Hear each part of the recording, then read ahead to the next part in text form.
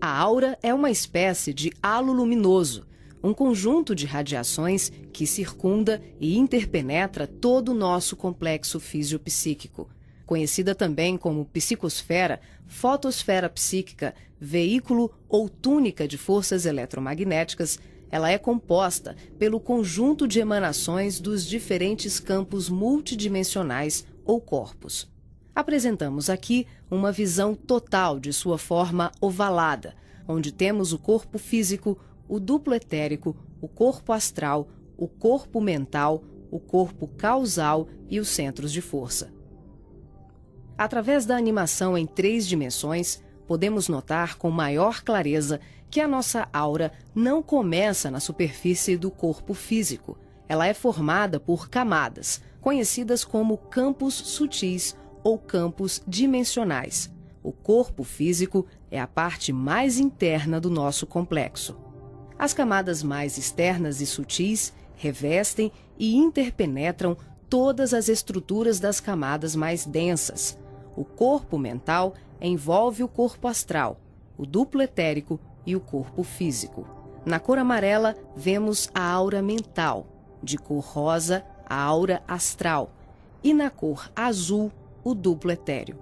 Essa atmosfera fluídica envolve todo o nosso sistema físico, revestindo os órgãos, tecidos e células com energias vitais, astrais e mentais. Dessa forma, o pensamento circula por todos os escarninhos do nosso sistema orgânico e psíquico.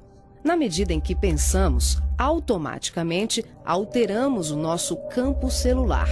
Todos os estados de bem-estar ou de enfermidade são consequências dos conteúdos mentais e emocionais. Sua multiplicidade de cores, suas formas e alterações, quando analisadas e estudadas, podem indicar os estados de saúde e emocional do ser humano.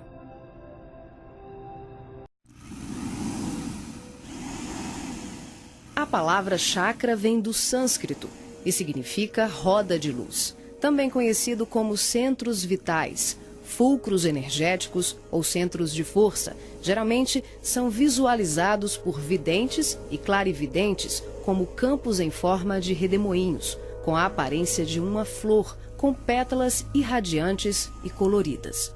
O nosso corpo é regido por esses centros, que vibram em sintonia uns com os outros ao influxo do poder diretriz da mente, estabelecendo um veículo eletromagnético no qual o pensamento vibra em circuito fechado antes de exteriorizar-se.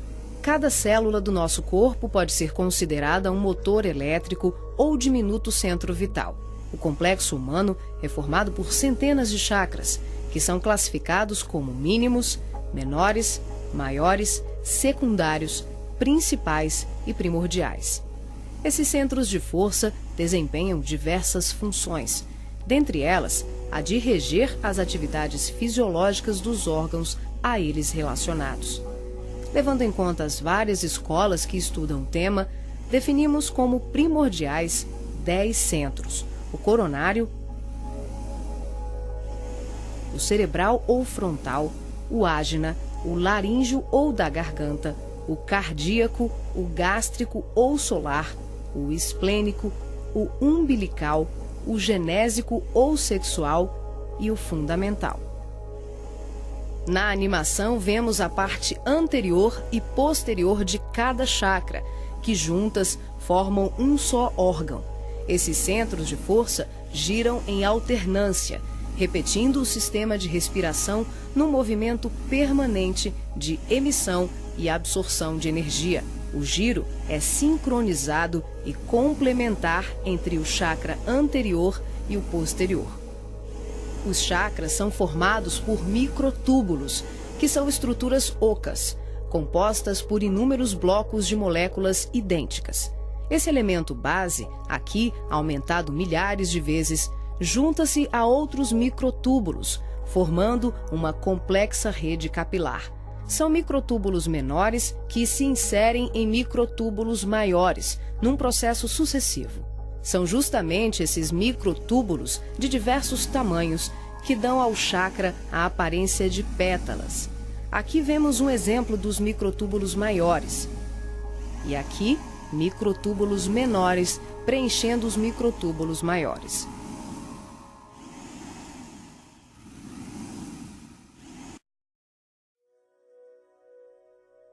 Assim como os chakras, a aura também é formada por microtúbulos, que podem ser vistos com maior precisão no duplo etérico. Os microtúbulos se afunilam, ficam cada vez menores e penetram os poros das membranas celulares.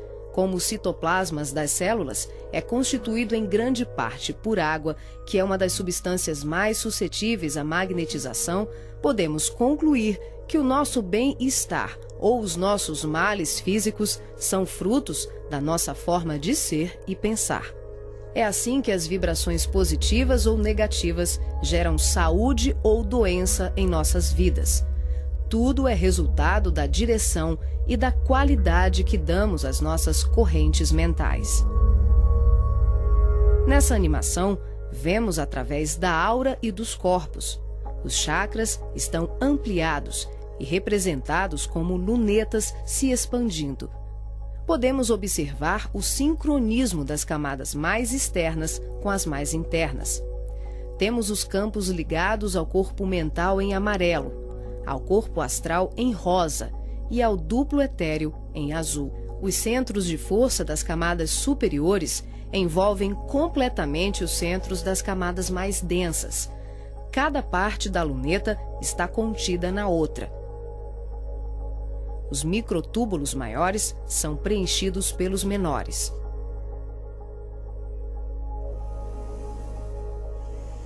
Responsável também por funções psíquicas, os chakras estão relacionados com algumas capacidades de percepção.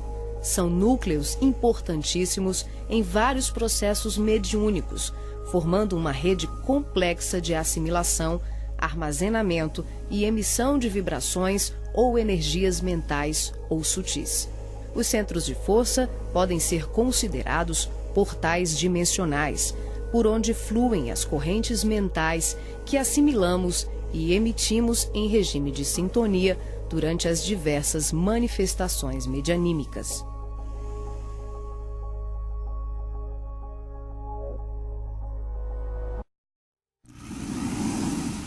Vemos agora os chakras relacionados aos seus respectivos órgãos.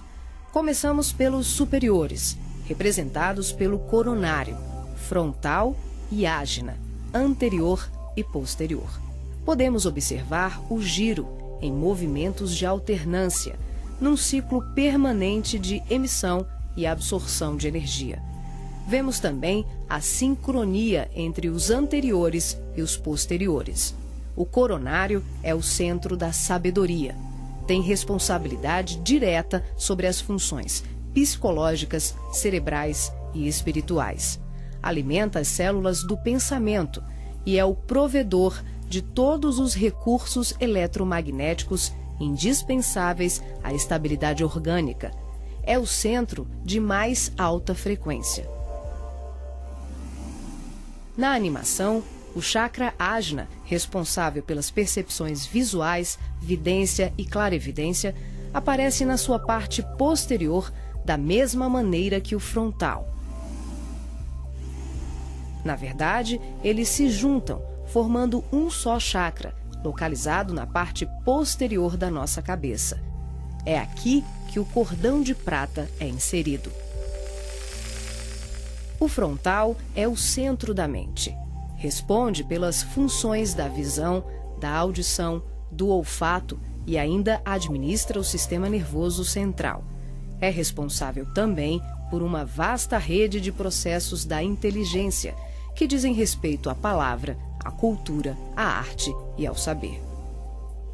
O chakra laríngeo é o centro da expressão, regula a fonia, o sistema respiratório, o processo digestivo inicial, a pressão arterial e corresponde-se com as glândulas tireoide e paratireoide.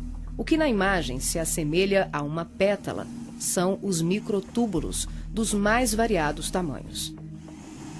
Eles giram em um processo sincrônico, sempre de forma complementar.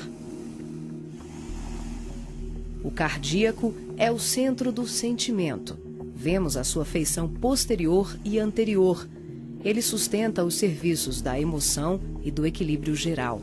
É o responsável pelas energias de todo o aparelho circulatório e se relaciona com o sistema nervoso parasimpático. O centro gástrico também é conhecido como solar ou centro de cura. Um chakra de baixa frequência, o gástrico é uma das mais ativas usinas de fluidos vitais para exteriorização. É responsável pelos processos digestivos e grande parte do metabolismo, atuando vigorosamente sobre o estômago e órgãos envolvidos na digestão. Dentro desses microtúbulos ocos, temos outros microtúbulos ocos. O chakra esplênico é um dos mais importantes. O centro do equilíbrio é também uma grande usina de fluidos. Ele regula a distribuição e a circulação adequada dos recursos vitais em nosso corpo. A feição de pétalas que vemos nessa animação é por conta dos microtúbulos maiores. O umbilical completa as funções do gástrico e do esplênico. Na sua parte posterior, ele é menor. Nós ampliamos para demonstrar de forma clara como esses chakras se interagem. O genésico, conhecido também como chakra sexual, é o centro das formas e elevação. Exerce grande importância nos processos genésicos.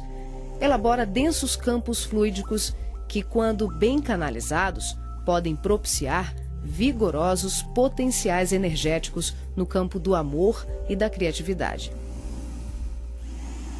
O chakra fundamental trabalha como se fosse o posterior do coronário. Ele está na base inferior da coluna vertebral, na região do períneo, entre o ânus e os órgãos genitais. Forma, junto com o genésico e o básico, uma tríade, tão importante como o coronário, o frontal e o ágina.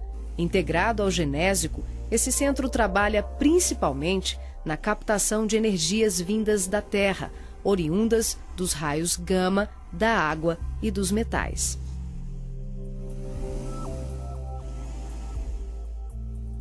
Nessa animação, representamos o processo de desdobramento dos diferentes corpos. Vemos aqui a projeção ou saída dos corpos sutis do homem. O corpo físico permanece. O duplo etérico, o corpo astral e o corpo mental se exteriorizam. Os fios coloridos dão enfoque ao funcionamento dos cordões fluídicos, que são os responsáveis pela interação entre os corpos. Para ressaltar os fluxos mental, emocional e vital, subdividimos o cordão de prata, que assimila todos os fluxos, em 3. O cordão de prata propriamente dito, que liga o corpo físico aos demais corpos sutis, aqui representando apenas o fluxo mental. Em amarelo, o detalhamento do fluxo emocional.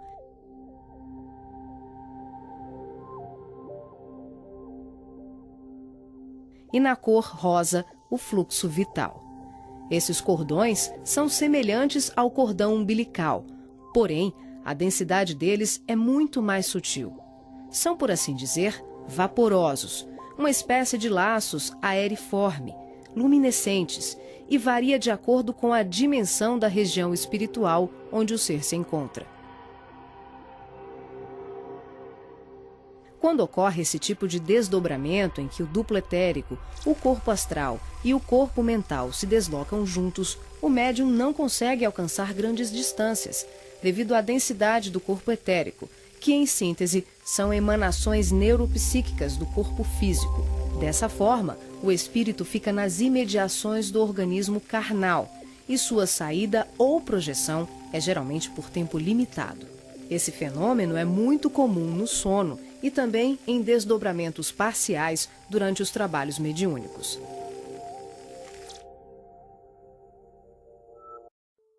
Nesse exemplo de desdobramento, a projeção se inicia com a exteriorização dos 3 corpos sutis, o duplo etérico, o corpo astral e o corpo mental. Em seguida, o passivo devolve ao corpo físico os eflúvios vitais, conhecidos em seu conjunto como duplo etérico, que tem como uma de suas funções assegurar o equilíbrio entre a alma e o corpo de carne, garantindo o calor indispensável à colmeia celular. Desembaraçado dos veículos mais densos, corpo físico e duplo etérico, o médium se desloca com o corpo astral, envolvido pelo corpo mental e pelos outros corpos mais sutis, aqui não representados. Ao devolver as energias neuropsíquicas, o médium projetado fica, por assim dizer, mais leve e ágil, o que lhe permite uma melhor condição de trabalho e observação, além de lhe possibilitar o deslocamento para regiões diversas. Ele pode viajar para qualquer lugar do espaço, incluindo o plano físico e o extrafísico. O corpo astral, envolvido pelo corpo mental, fica permanentemente conectado ao corpo físico pelo cordão de prata, que também é conhecido como cordão fluídico. Trata-se de um laço, um feixe energético extremamente flexível e expansível, que é formado de microtúbulos, a exemplo dos chakras, e mantém um fluxo energético bidirecional entre os corpos densos e sutis. Esse fluxo vibratório de nutrição faz com que o espírito perceba, de imediato, tudo aquilo que possa vir a ocorrer ao corpo físico durante o desdobramento. Na volta, podemos observar como ocorre a reentrada dos corpos mais sutis, na conjugação com o corpo físico e etérico.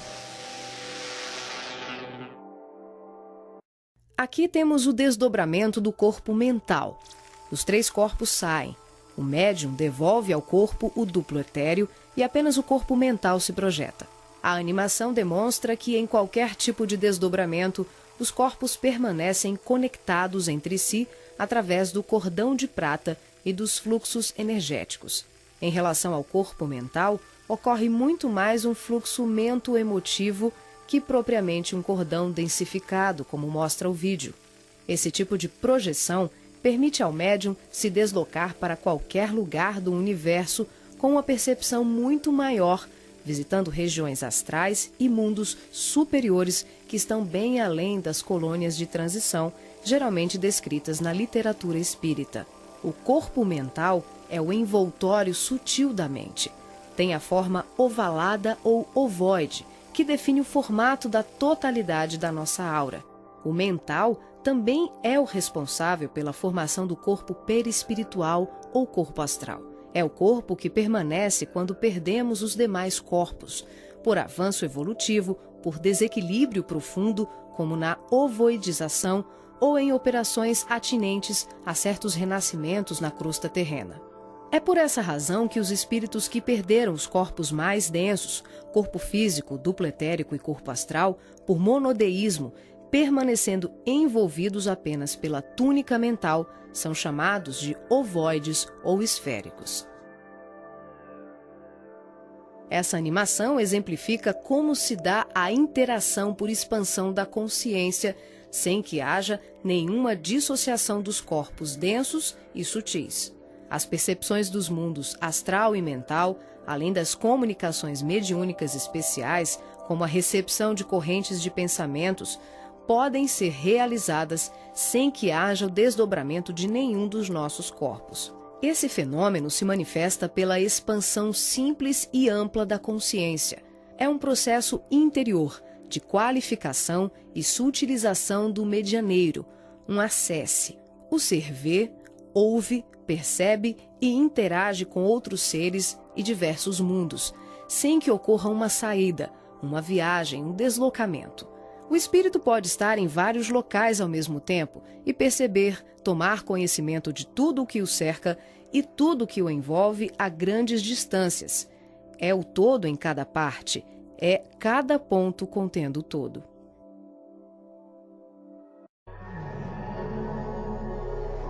Nessa animação, visualizamos os espíritos revestidos apenas pela túnica ou corpo mental, após a perda do corpo astral ou perispiritual, quando tomamos a parte pelo todo. São denominados pelo espírito André Luiz de esferoides ou ovoides. tristes mentes humanas sem apetrechos de manifestação, verdadeiros fetos ou amebas mentais, que são utilizados por mentes criminosas e perversas em processos obsessivos, tecnicamente organizados, tanto em relação aos desencarnados como encarnados.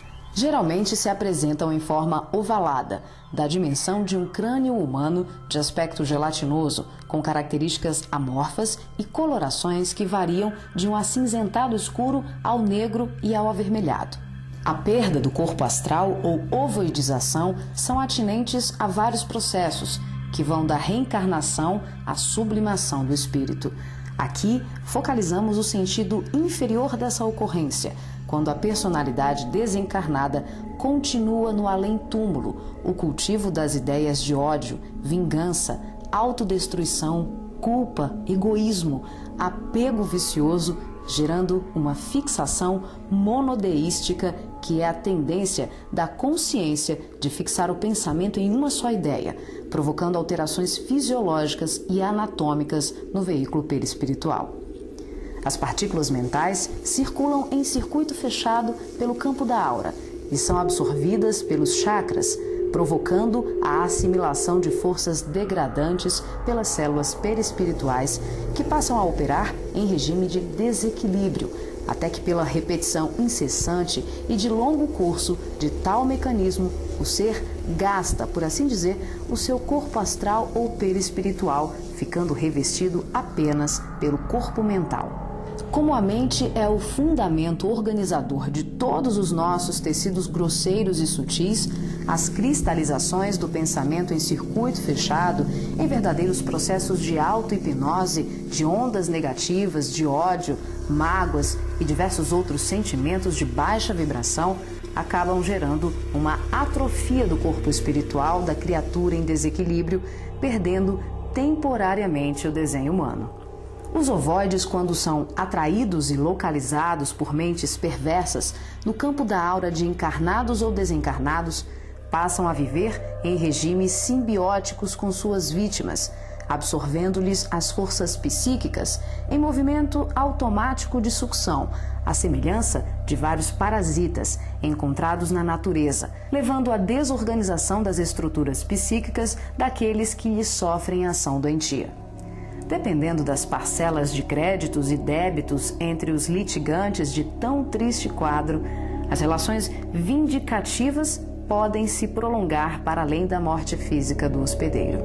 Essas obsessões dolorosas não são ocorrências raras, mas processos comuns provocados pela ignorância e paixões daqueles que permitem enovelarem-se nas teias do ódio e da vingança. O caminho dos ovoides, em tão triste condição, é a esfera do recomeço, as reencarnações na crosta terrena ou em setores outros de vida congênere, tal qual a semente destinada à cova escura para trabalhos de produção, seleção e aprimoramento.